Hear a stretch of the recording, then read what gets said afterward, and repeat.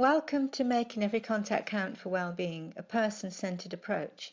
If you work in a health, social care or community setting as a frontline worker, then this is for you. It will give you a framework to have a brief conversation with people whom you meet, which is supportive and encouraging of them improving their well-being.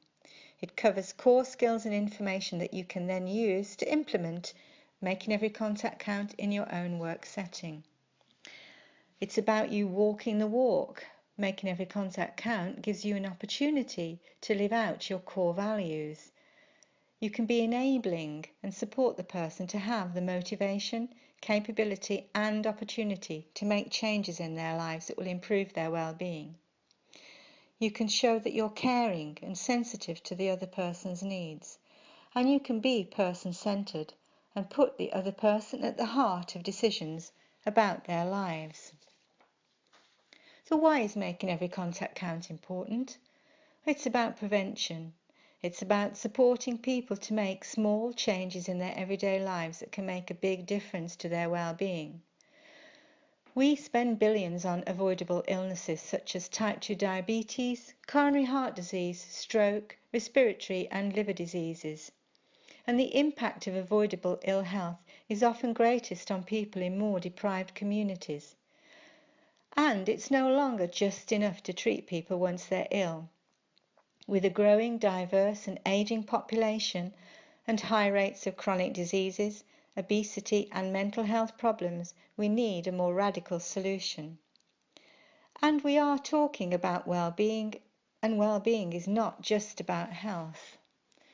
Well-being is a resource for life. It puts years in your life and life in your years. People have mentioned 5 key themes that are important to their personal outcomes for well-being. Health, feeling well, coping well with pain, having a healthier lifestyle. Relationships, having supportive friends and family, having a good relationship with their clinical staff and carers. Participation, being able to have a good social life, be involved in leisure and cultural activities and feel part of the community. Security, having a safe and secure home, reducing risk-taking behaviours and managing finances well. Independence, being as independent as possible and having a say in decisions about my life and my care. Well-being is important wherever we are on our life journey, whatever our age and circumstances. It can help us to be more engaged in our own health, more activated. It can help us to be the best we can be, whatever our medical conditions and circumstances. It can help us to make and sustain changes in our lives that will benefit us. And it can be helpful in helping us to be more engaged in our local communities and activities. In short, improving well-being can benefit the individual through improved physical, emotional and mental health.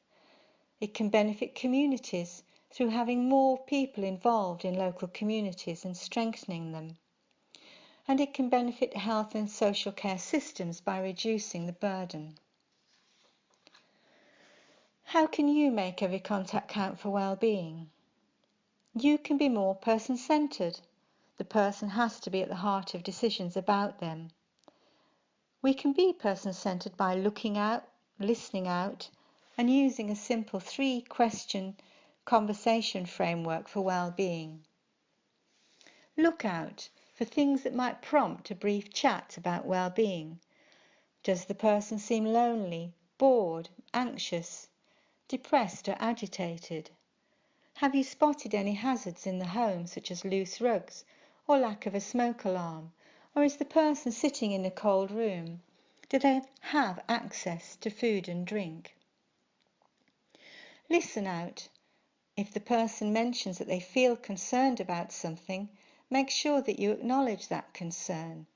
It may not be in your gift to solve the issue, but listening, supporting and signposting to appropriate help is. And if you haven't spotted something or heard something, you can actually be proactive and make every contact count yourself by having a door opener to a conversation, such as letting people know that there's a national campaign on at the minute that will help them with their well-being, and asking them what they think about that. The 3-question framework. Question 1. What matters to you? Question 1 is all about what matters to the person, not about what matters to us. So whatever the reason you're having a conversation with the person, take time to ask, is there anything else that matters to you right now that you wish to mention? Or is there anything else important to your recovery? You could use the 5 themes to well-being as a lens through which to understand the issues that might impact on the person's well-being. And you can show them the 5 key themes and invite them to consider the issues for themselves. There are resources to support you for this. Question 2 helps the person to identify their personal outcomes in the areas of importance to them. So question 2 asks, what does doing great in this issue of concern look like for you? So if you were to imagine a solution had been reached in this area, what would it look and feel like for you? What is the personal outcome that you wish to achieve? What is the difference that will make a difference to you right now? Again, there are resources to support you. Question 3, once the issue has been identified and the person has been able to express their personal outcome, we want to help them think about what their first steps might be and what support they might need on those steps. So ask something like, now you have a clear idea of what doing great looks like for you, what do you think your first steps towards this outcome might be? So that's the basic framework. Question 1, what matters to you? Question 2, what does doing great look like for you? And question 3, what will be your first steps to achieve your outcome? There are some communication skills it's worth thinking about that will help you to make every contact count. Be attentive. Always try to give your full attention. Use a quiet space if possible. Put down your notepad. Think about your body language and the signals that you're giving out, and be attentive of the signals that you're receiving back.